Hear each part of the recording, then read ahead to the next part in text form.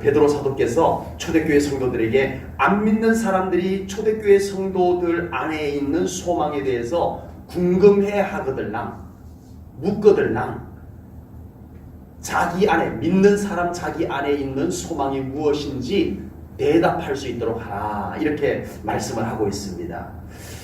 일단 안 믿는 사람들이 우리 예수 믿는 사람 보고 궁금해해야 돼요.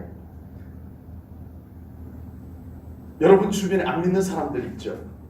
그 사람들이 여러분 보고 야, 좀 뭔가 달라, 또는 뭔가 좀 이상해, 이런 면이 있어야 됩니다. 없으시. 무엇이 어떻게 궁금할까요?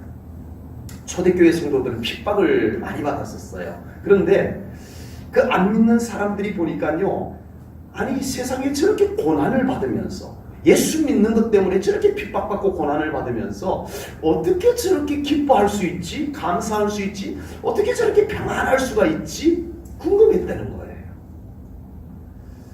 아니 저 예수 믿는 사람들은 예수 믿는다는 이유 때문에 세상의 즐거운 것들, 세상의 쾌락들 다 멀리 하면서 살면서 뭐가 그렇게 예수 믿는 것이 즐겁다고 저렇게 즐거워하지? 이상하다. 이 궁금함이 안 믿는 사람들에게 있었다는 겁니다. 초대교회 성도들은 극심한 고난 속에서 신앙생활을 했습니다. 거의 다 고난 속에서 신앙생활을 했어요. 그냥 편안하게 신앙생활을 한 사람은 아무도 없었다고 보시면 될 정도입니다. 예수 믿는다는 그 자체가 고난이었어요. 그때 당시에는.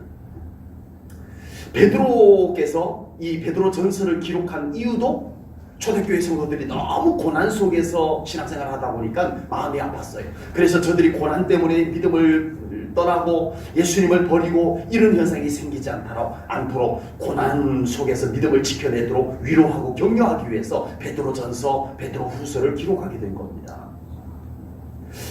복음을 들고 유럽으로 갔던 초대교회 성도들은요, 정말 극심한 고난들을 겪었습니다. 감옥에 갇히고요, 매를 맞기도 하고요, 일상생활 하기 어려울 정도였어요. 예수 믿는다는 이유 때문에 일상생활 하기가 어려울 정도였어요. 그리고 핍박을 받고 심지어는 죽임을 당했습니다. 단지 예수 믿는다는 이유 때문에 죽임을 당했어요. 칼에 죽고 굶주린 사자 위에 던져져서 죽고, 이런 일을 겪었습니다. 그런데 이상해요. 저토록 고난을 받으면 분명 불안하고 어둡고 그래야 되는데, 아니 저렇게 고난을 받으면서 저 사람들은 불안하지가 않아요. 아니 고난을 안 받을 뿐 아니라 고난을 가하는, 고난을 주는 자기들보다 훨씬 더 평안해 보여요. 이게 뭘까? 아니 저 사람들은 도대체 뭐지? 이런 궁금함들이 생겨났다라고 하는 겁니다. 그래서 안 믿는 사람들이 볼 때 이상하다. 너희들에게 뭐가 있어? 너희들 속에는 뭐가 있는 거야? 이렇게 물을 수밖에 없게 됐다는 겁니다. 이런 모습은 초대교회 성도들에게만 있는 것이 아닙니다. 하나님을 온전히 믿는 사람에게는 모두가 이런 모습이 나타날 줄로 믿습니다. 온전히 예수님을 믿고 예수님과 함께 살아가는 사람의 삶에는 누구에게나 이런 모습이 있을 수 있는 줄로 믿습니다. 구약의 한 사람 예를 들자면 요셉입니다. 요셉은요, 아버지에게 유난히 사랑을 받았어요. 12명의 아들이 있었는데 아버지가 12명 다 옷을 해줘야 될 거 아니에요. 아니면 옛날에는 어땠어요? 자녀들이, 형제들이 여럿이 있으면 형이 입었던 건 내가 입고 언니 입었던 건 내가 입고 다 물려서 받아서 입었잖아요. 그런데 이건 요셉은 아니었어요. 아버지가 색동옷을 딱 만들어가지고 요셉에게만 입혀준 거예요. 형들이 볼 때 얼마나 얄밉겠어요. 정말 얼마나 아버지한테 씁쓸하겠어요. 그렇게 아버지의 사랑을 독차지하고 살다가 그 형들의 시기 질투 때문에 노예로 팔려갑니다. 노예로 팔려갔어요. 노예. 그때 당시에 노예는요, 가축이나 마찬가지였어요. 인간 대접을 못 받았어요. 그런데 이 한 이스라엘에서 팔려온 노예는 달랐어요. 아니 저 녀석 참 이상하다. 노예 주제에 뭐가 그렇게 좋은지 늘 싱글벙글한 거예요. 아니 노예 주제의 표정이 얼마나 밝은지 쟤는 좀 이상한 녀석이다 싶었어요. 그런데 보디발 장군이 자기 집에 있는 노예 중에 참 이상한 녀석 하나, 그 녀석 참 독특하네 한 녀석 하나를 유심히 봤더니 하나님을 믿는 거예요. 하나님을 믿는 거예요. 그래서 이 보디발 장군이 자기 집안 모든 일을 책임지는 일을 요셉에게 맡기게 됩니다. 그러다가 누명을 쓰고 다시 감옥에 갇혀요. 감옥에 갇힌 요셉, 여러분 이제 좀 나아질 것 같다가 다시 감옥에 들어가면 이건 더 실망이 큰 거잖아요. 아 이제 내 신세가 조금 나아질려나 보다. 그래도 이 보디발 장군 애굽에서 이 인자의 집에서 총 책임자로 있으니 얼마나 이제는 뭔가 된 것 같았겠어요. 야 하나님께서 나를 이루려고 이렇게 꿈을 보여주시고 이리로 보내셨나 보다 싶었을 때 감옥에 탁 들어가 버리는 거예요. 얼마나 실망 절망감이 컸겠어요. 그런데 요셉은 달랐어요. 아니 쟤는 죄수 주제에, 감옥에 들어온 주제에 뭐가 저렇게 편안한지, 세상에 잠도 잘 자고 막 짜증내는 소리 한 번 안 하고 얼굴은 왜 이렇게 밝아? 뭐가 기쁜지 얼굴이 환해. 아니 무슨 일만 있으면 감사합니다 이러고 다녀. 쟤는 참 이상한 녀석이다 해서 유심히 봤더니 하나님을 믿는 거예요.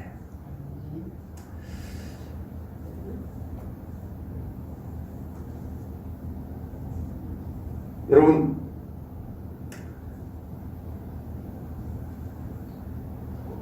요셉은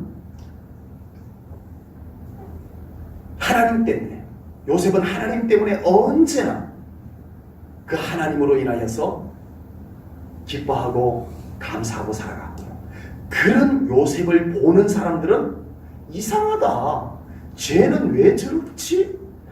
쟤는 평범하지가 않은데? 그러고 요셉을 들여다봤더니 누가 보였어요? 하나님. 하나님 믿어서 그런가 보다 이렇게 되었던 거예요. 하나님을 믿고 예수님을 모시고 산다고 하면서 안 믿는 사람들과 똑같아지는 것은 정상이 아닙니다.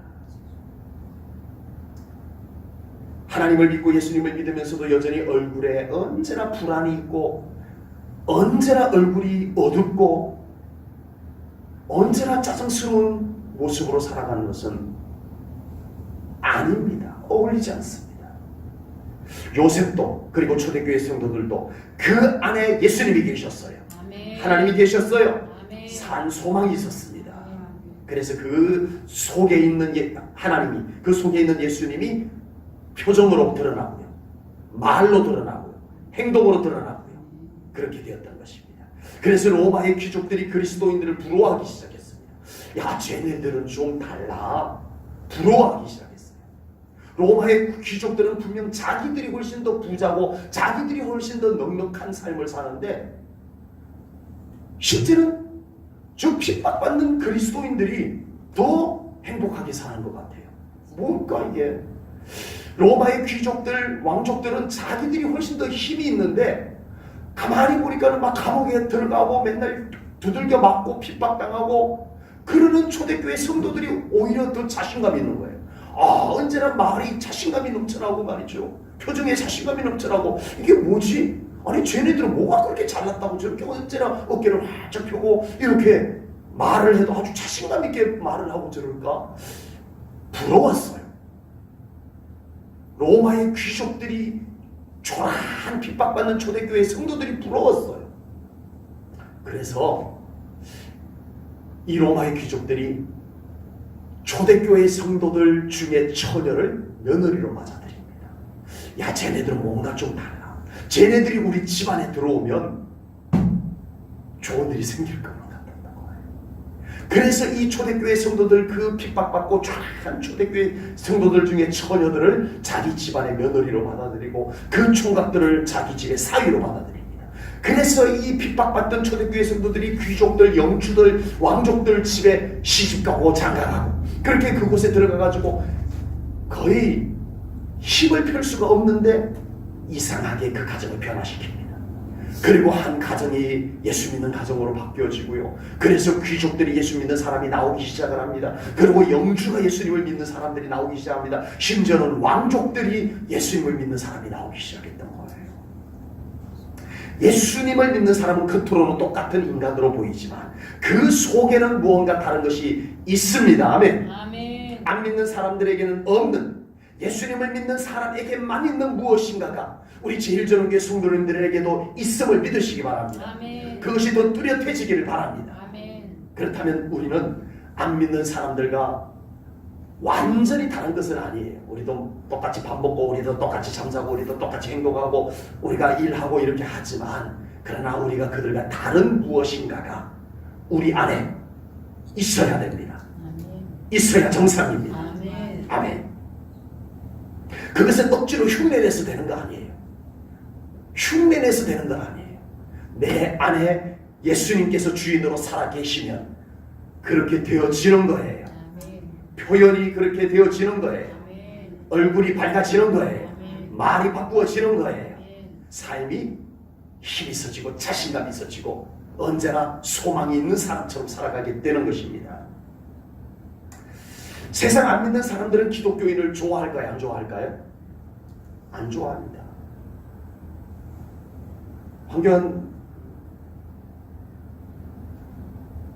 황교안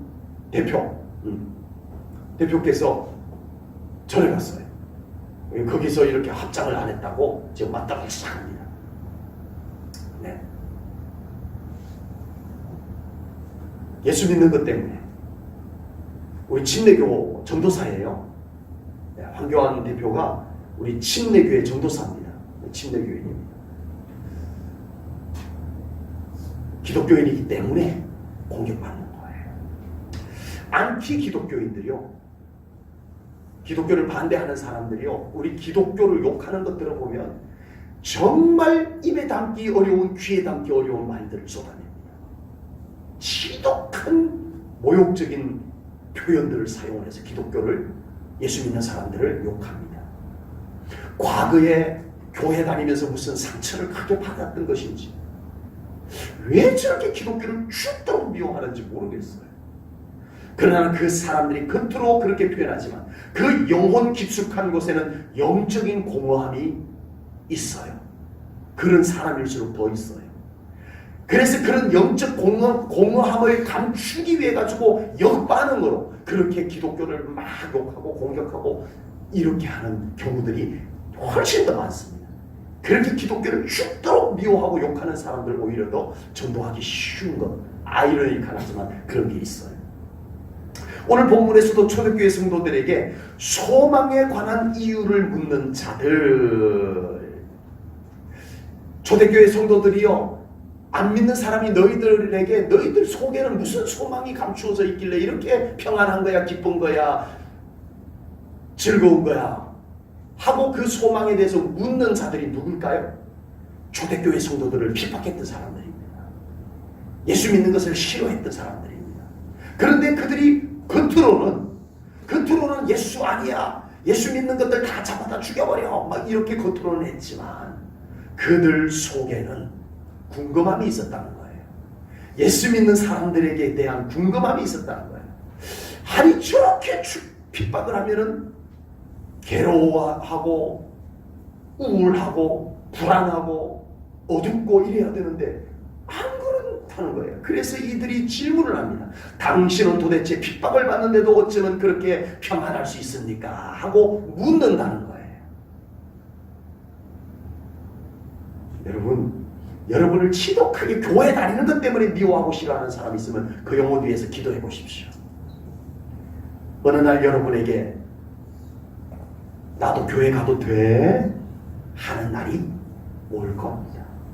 교회 나올 것만 같은 사람 평생 전도에도 안 나오더니 나를 그렇게 교회 다니는 것 때문에 싫어하고 미워하고 비웃고 그러던 사람이, 여러분 꼭 그 영혼들 위해서 기도하면 어느 날 그 영혼이 나에게 묻습니다.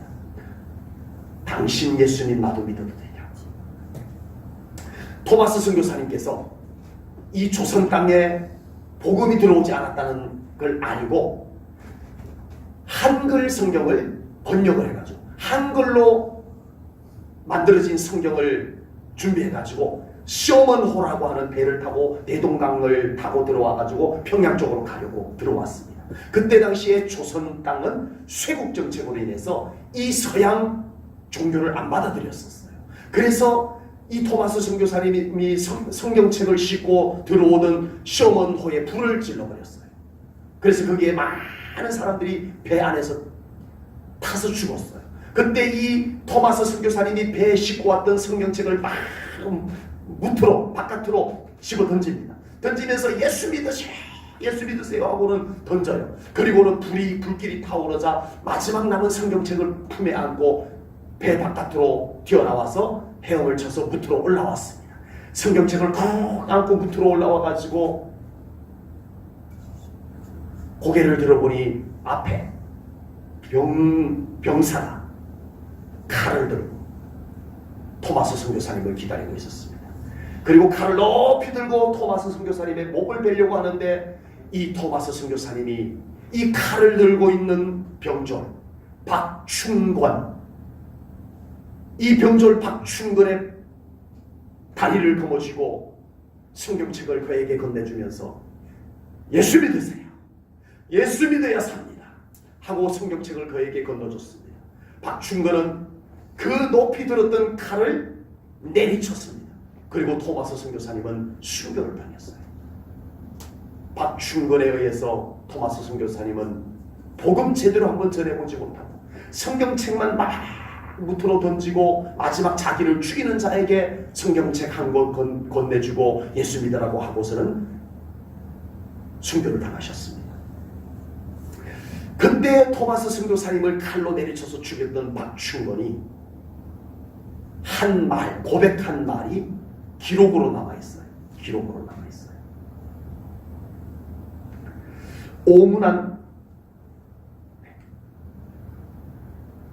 오문안에 있던 도마스, 여기서 도마스는 토마스 선교사님을 얘기합니다. 도마스 목사전이라는 책에 이런 내용이 있습니다. 실제로 이런 내용이 있어요.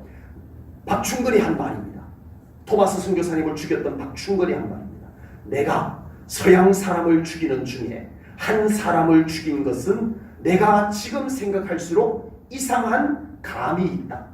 내가 그를 찌르려고 할 때에 그는 두 손을 마주 잡고 무삼 말을 한 후, 무슨 말이죠? 네, 그때 당시에 언어로 이렇게 썼습니다. 무삼 말을 한 후 붉은 배를 입힌 책. 붉은 배를 입힌 책이 뭔지 아시죠? 옛날 이 성경책은요, 옛날 성경책은 여기 빨갛게 이렇게 칠해져 있었어요. 붉은 배를 입힌 책을 가지고 웃으면서 나에게 받으라 권하였다. 그 사람이 쓴 그 문법을 그대로, 글자를 그대로 옮긴 거예요. 그러므로 내가 죽이기는 하였으나 이 책을 받지 않을 수가 없어서 받아왔노라. 토마스 선교사님을 칼로 내리쳐서 죽인 박충권이 남긴 고백입니다. 그리고 이 고백을 남기고 그는 마음에 찔림이 있어서 견딜 수가 없었던 거예요. 아마 이 박충권은 꽤 여러 사람을 죽였을 거예요. 그때 그 무트로 기어 올라오는 사람들을 마구잡이로 죽였을 거예요. 그런데 토마스 선교사님은 자꾸 떠오르는 거예요. 그래서 그가 준 성경책을 펴서 읽기 시작합니다.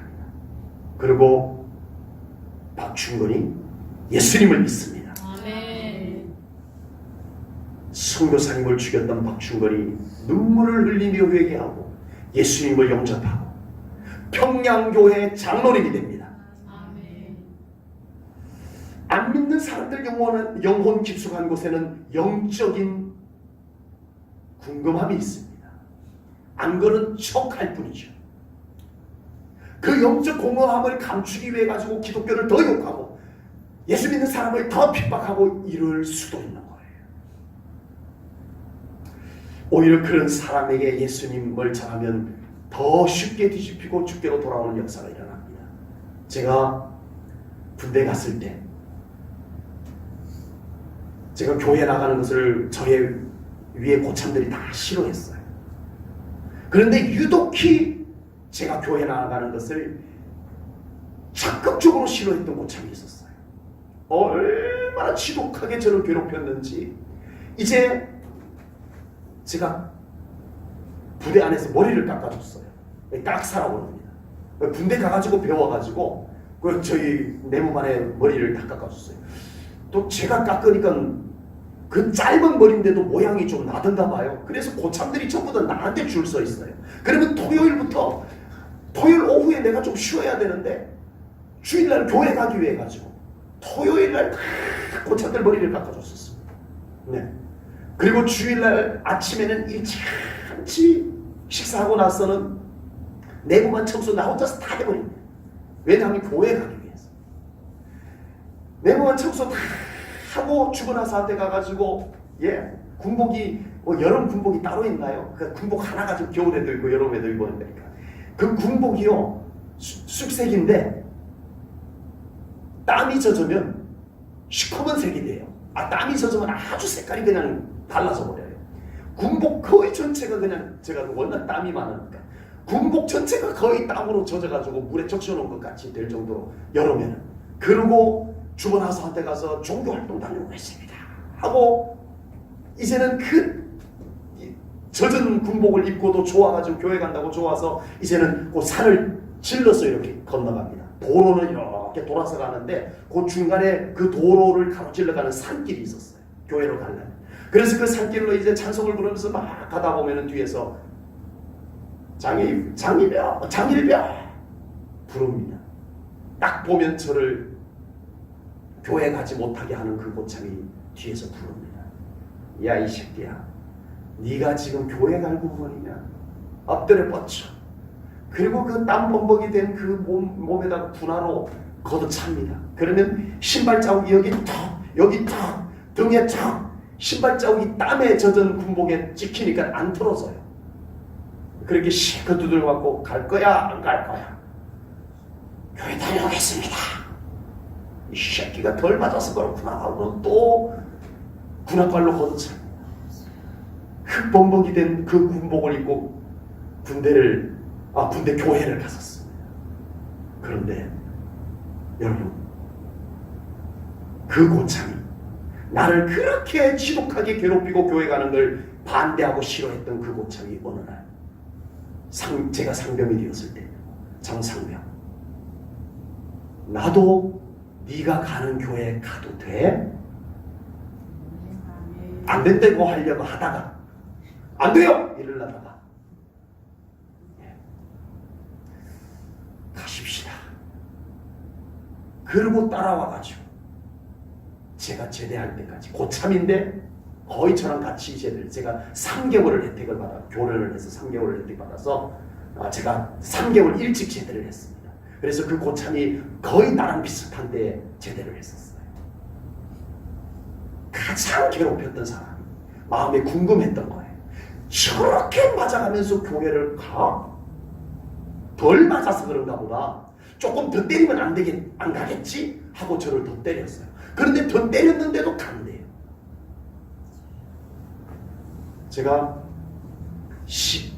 제대를 1987년 11월 달에 제대를 했어요. 11월 달에. 87년 11월 달에 제대를 하고 87년 12월 26일 날 고향교회 성탄절 행사를 마치고 늦잠을 자고 있는데 우리 집 전화가 울렸어요. 받았는데 군부대 군종실에서 전화가 왔어요. 저랑 같이 신앙생활을 했던 한 형제가 군종실에서 저에게 전화를 걸었던 거예요. 김아무개 병장이 죽었습니다. 왜? 교회 간다고 고참이 때렸어. 곡괭이 자루로 이 배를 때려서 저도 그렇게 맞았었어요. 곡괭이 자루를 빼요. 그러면 야구방망이처럼 생겼어요. 그걸로 배를 때립니다. 배를. 그런데 이 친구가 그만 장파열이 나가지고 그날 밤에 죽었어요. 12월 25일 날 성탄절 행사 마치고 부대에 들어갔다 고참이 불러서 맞아서 장파열로 죽었어. 지금도 그 군인 교회 형제들 지금도 만나고 있는데, 얼마 전에도 만났는데 지금도 그 얘기를 합니다. 대구에 사는 김아무개.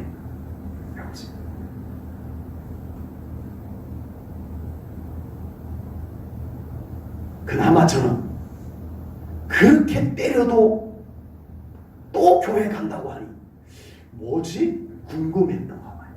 그래서 자기도 교회 가면 안 돼 라고 얘기를 했었습니다. 우리는 안 믿는 사람들을 볼 때 그 영혼의 신음소리를 들을 줄 알아야 됩니다. 지독하게 기독교를 욕하고 지독하게 기독교를 욕하고 또 믿는 사람들을 핍박하고 싫어하는 사람이 있다면 그 영혼 깊숙한 곳에 아우성 소리를 우리는 들을 수 있어야 될 줄로 믿습니다. 오늘 본문에서 사도 베드로는 이렇게 말합니다. 15절입니다. 너희 마음에 그리스도를 주로 삼아 거룩하게 하고 너희 속에 있는 소망에 관한 이유를 묻는 자들에게 대답할 것을 항상 준비하되 온유와 두려움으로 하고 아멘. 너희들에게 그렇게 묻는 자들이 있다면 너희들이 그 소망이 무엇인지를 잘 대답할 수 있도록 준비하라라고 말씀을 하는 거예요. 이론을 준비하라는 게 아닙니다. 우리 안에 있는 예수님을 꺼내 보여주라는 겁니다. 간증을 하라는 거예요. 고백이 나오라는 거예요. 솔로몬 왕이 되고 난 뒤에 1000번제를 올려드립니다. 그랬더니 하나님께서 그 1000번제를 기쁘게 받으시고 솔로몬 왕에게 놀라운 언약을 체결해 주십니다. 아니나 다를까 솔로몬이 왕이 되어서 통치를 하는데 태평성대가 이루어지는 거예요. 그래서 주변 나라들이 궁금했어요. 아니 저 솔로몬은 정치를 어떻게 하길래 저렇게 나라가 태평성대가 이루어지는 것이지 궁금하다. 내가 가서 한번 물어봐야 되겠다. 이유를 물으러 오는 스바이 왕이 있었습니다. 스바이 왕이 솔로몬 왕국은 도대체 어떻게 저렇게 태평성대를 이루는 거야 하고 찾아옵니다. 많은 예물을 들으시고 솔로몬 왕을 찾아옵니다. 그리고 솔로몬 왕에게 정말 어떻게 이 나라가 이렇게 태평성대를 이루는가 묻게 됐는데 솔로몬이 스바 여왕에게 꺼내놓은 대답이 스바 여왕의 입으로 고백이 되어집니다. 역대하 9장 8절입니다. 스바 여왕이 한 말입니다. 당신의 하나님 여호와를 송축할지로다. 하나님이 당신을 기뻐하시고 그 자리에 올리사 당신의 하나님 여호와를 위하여 왕이 되게 하셨도다. 당신의 하나님이 이스라엘을 사랑하사 영원히 경고하게 하시려고 당신을 세워 그들의 왕으로 삼아 정의와 공의를 행하게 하셨도다. 아멘. 이 스바이 왕이 궁금한 거예요. 이스라엘이 왜 이렇게 잘 살지? 태평하지? 와서 솔로몬을 만나고 나니까 아하! 하나님이 그렇게 하셨구나. 하나님이 그렇게 하셨구나. 입으로 고백하는 거예요. 솔로몬이 그걸 보여줬던 거예요. 스바이 왕은 하나님을 믿는 사람이 아닙니다. 솔로몬을 만나서 보니 답이 나왔어요. 하나님이었구나. 이게 나왔어요. 일단 안 믿는 사람들이 궁금해할 수 있도록 우리 사랑하는 성도님들 믿음으로 살아가시기 바랍니다. 이건 믿음으로 살아가지 않으면 세상 안 믿는 사람들을 갖고 똑같이 살아가면 궁금한 게 없어요. 똑같구나. 나랑 똑같네. 궁금한 게 없어요. 그런데 뭔가 한 구석이 저 사람은 교회 다니는 사람인데 예수 믿는 사람인데 뭔가 다른 구석이 있어 할 때 우리를 궁금해합니다. 아멘. 그때 우리가 온전히 믿음을 꺼내놓을 수 있어야 됩니다. 그 사람에게 예수님을 꺼내서 소개할 수 있어야 될 줄로 믿습니다. 우리는 예수님을 믿고 예수님을 모시고 사는 사람입니다. 그래서 우리의 생각을 열어보면 누가 보여야 돼요? 예수님이 보여야 됩니다.